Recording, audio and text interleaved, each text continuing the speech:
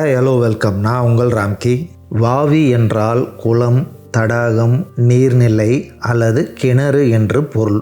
நடவாவி என்றால் நடைக்கிணறு என்று பொருள், அதாவது படிகள் உள்ள ஒரு கிணறு. இந்த தோரணவாயில் இருபுறங்களிலும் வீரர்கள் அமர்ந்தபடி யாழியும் உச்சியில் கஜலட்சுமி சிற்பம் செதுக்கப்பட்டிருக்கிறத நீங்கள் பார்க்கலாங்க. இப்போ நம்ம பார்க்குற இந்த நடவாவி மூன்றாவது நடவாவிங்க. 16ஆம் மற்றும் 17ஆம் நூற்றாண்டுகளில் விஜயநகர மன்னர் வெங்கடபதி ராயரிடம் அமைச்சராகவும் ராஜகுருவாகவும் பணியாற்றியவர் லக்ஷ்மி குமார தாத்தாச்சாரியார். இவரை தாத்தா தேசிகன் என்று அழைப்பார்கள்.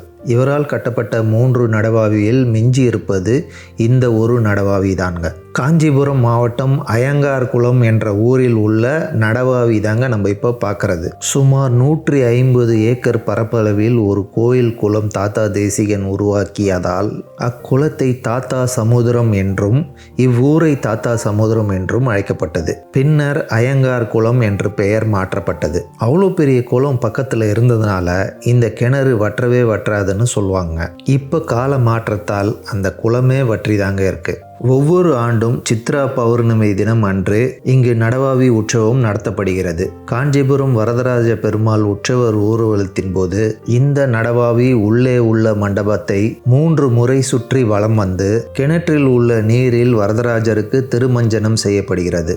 அன்று இரவு வரதராஜர் இங்கேயே தங்கி பக்தர்களுக்கு தரிசனம் தருகிறார். அந்த நேரத்தில் பக்கத்தில் இருக்கிற சஞ்சீவராயர் கோயிலில் இருந்து ஆஞ்சநேயர், ராமர், சீத்தை, லக்ஷ்மணன் இங்கே வருகை தருகிறார்கள். தரைத்தளத்திலிருந்து இந்த மண்டபத்துக்கு வர 27 படிகள் இருக்குங்க. சித்ரா பௌர்ணமி விழாவின் போதாங்க உள்ள இருக்கிற மண்டபத்தை பார்க்க முடியும். மற்ற நேரங்களில் நீர் நிரம்பி இருக்கும், வௌவால் அதிகமாக இருக்குங்க. இந்த கிணற்றில் உள்ள மண்டபத்தில் 12 தூண்கள் இருக்குங்க. இந்த தூண்களில் பெருமாள் அவதாரங்கள் செதுக்கப்பட்டிருக்கிறது நீங்க பார்க்கலாங்க.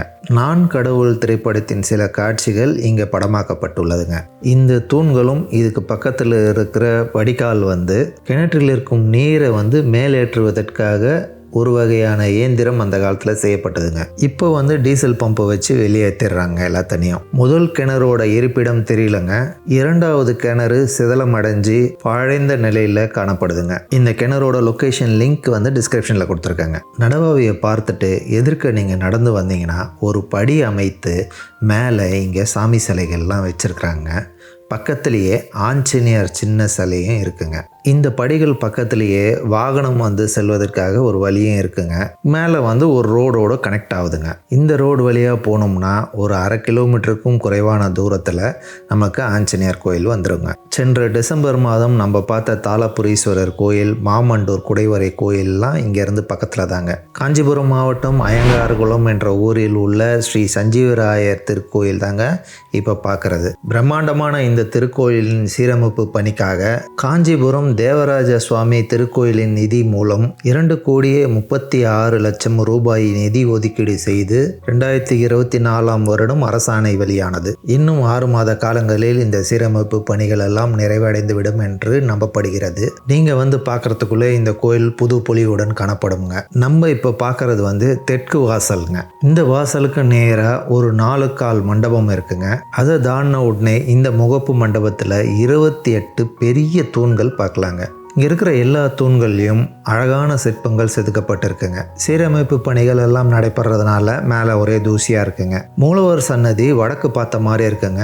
வடக்கு பார்த்த மாதிரி ஒரு வாசலும் இருக்குங்க. இந்த வடக்கு வாசலுக்கு எதிர்க்க சுமார் 135 ஏக்கர் பரப்பளவு கொண்ட இந்த இடம் நீர் தேக்கத்துக்காக உருவாக்கப்பட்ட தாத்தா சமுதிரம் அல்லது அயங்கார் குளம் என்று அழைக்கப்படுகிறது. மழை வந்தால் இந்த இடம் ஃபுல்லாக தண்ணி தங்குங்க. இதிலிருந்து பார்க்குற கோயில் வியூ பிரம்மாண்டமாக இருக்குங்க. நான் முதவே சொன்ன மாதிரி 16ஆம் 17ஆம் நூற்றாண்டுகளில் ஸ்ரீ லக்ஷ்மி குமார தாத்தாச்சாரியாரால் இக்கோயில் கட்டப்பட்டது. இந்த நீர்த்தேக்கம், நடவாவி எல்லாமே அவர் உருவாக்குனது தாங்க. காஞ்சிபுரம், ஸ்ரீபெரும்புத்தூர் மற்றும் கும்பகோணத்தில் உள்ள திவ்ய தேச கோயில்களுக்கு பொறுப்பாளராக பணியாற்றியவர். பல ஏழைகளுக்கு திருமணம் நடத்தியவர். அதனால் இவரை கோட்டி கன்னியாதான தாத்தா தேசிகன் என்றும் அழைக்கப்பட்டார். இந்த வாசல்லையும் ஒரு 4 கால் மண்டபம். அதுக்கு பின்னாடி பார்த்தீங்கன்னா இந்த 24 24 தூண் மண்டபம் இருக்குங்க. இந்த மண்டப தூண்களில் வெவ்வேறு வடிவிலான ஆஞ்சநேயர் நீங்கள் பார்க்கலாங்க. இந்த கோயிலில் பல கல்வெட்டுகள் காணப்படுதுங்க.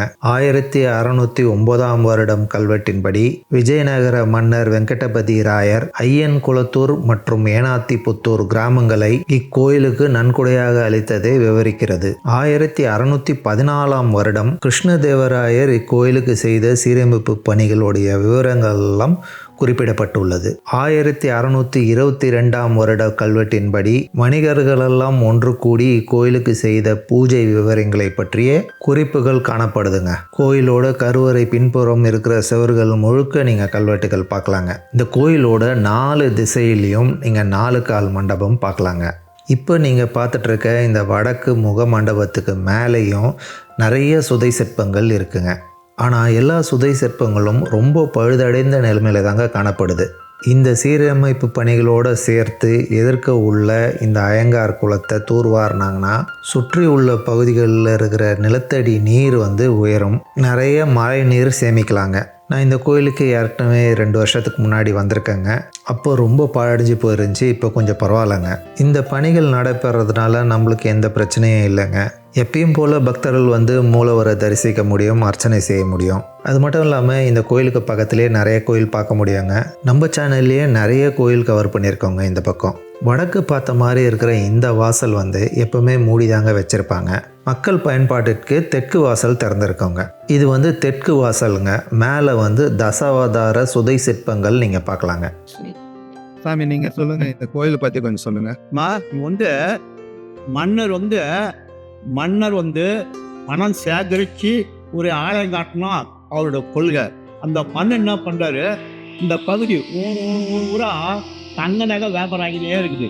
இந்த பக்கம் இந்த பகுதி ஊரா ஏழைகளுக்கு தாலி சூறை வேஸ்ட் கொடுக்குறாங்க. ஒரு பக்கம் தங்க நகை வியாபாரம் ஆகிடுச்சு, ஒரு பக்கம் ஏழை தாலி சூறை வேஸ்ட் தானம் நாங்கள் வந்தோம்.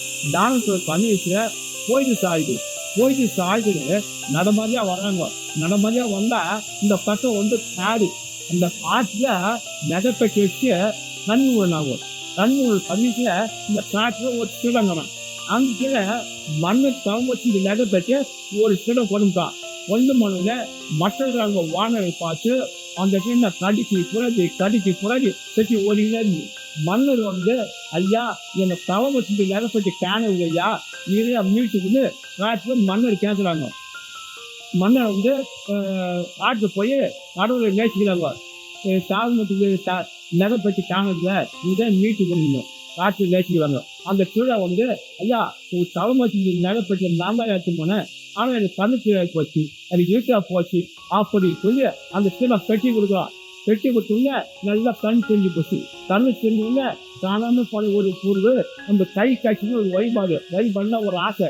குழந்தை போன பொருள் கை வச்சேன்னு வாங்கி பிடிச்சி பார்த்தா நம்ம வச்சு லேண்ட் அப்படியே இருக்குது.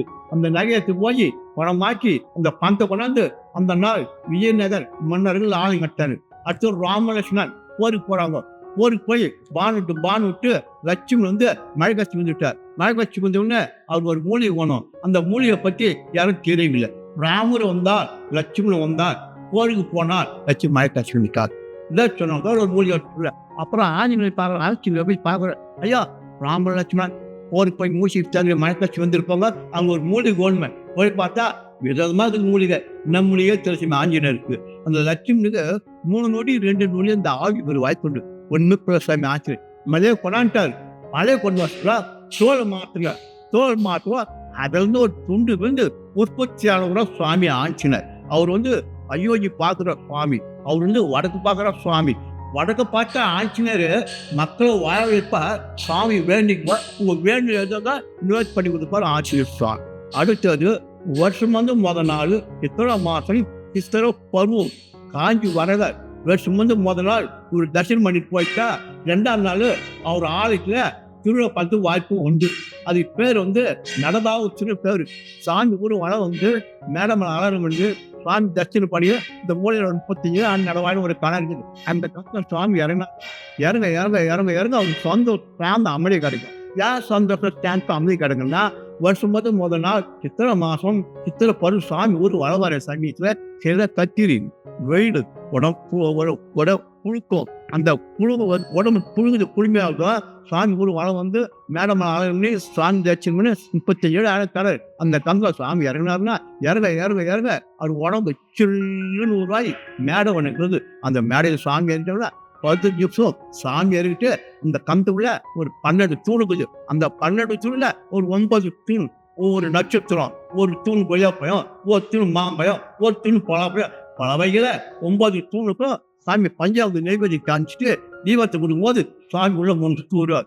3 சுற்று வரும்போது தீபத்தை விடும்போது அந்த கணத்துல நீரை பார்த்தாங்கன்னா தீபத்தை சுற்றும் போது அந்த தீபம் நெளியும். அண்ணாத்தி ஐயா தங்கமீன் வந்துச்சியா, தங்கமீன் வந்து சாஸ்திரம் அப்படியே உடல் தேட்டுக்குன்னு ஒரு பாலாக்கு போய் மீன் கீழே ஆகு போய் அந்த நாள் வந்து சித்திரை மாதம் சித்திரை பருவம் 2 நாள் திருவிழா ஒரு 10 பேர் வர வாய்ப்பு உண்டு.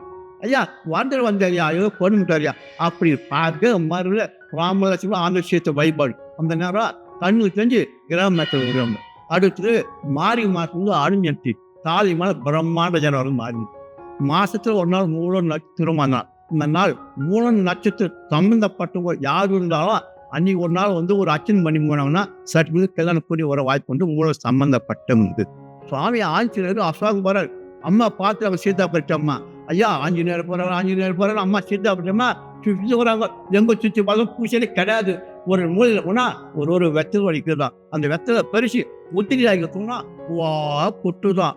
அதனால ஆஞ்சநேயருக்கு விசாரிக்காம வெற்றில பாக்கு வச்சு மாலையை கட்டி நம்ம என்ன வேண்டுதல் நம்ம வேண்டு நினைச்சு சுவாமிக்கு வழிபாடு பண்ணா நம்ம வேண்டு வச்சோம் அந்த வெத்தலை கொடி வளர நம்ம வம்சம் பேருக்கும். இந்த ஆலை கட்டி 9 வருஷம்.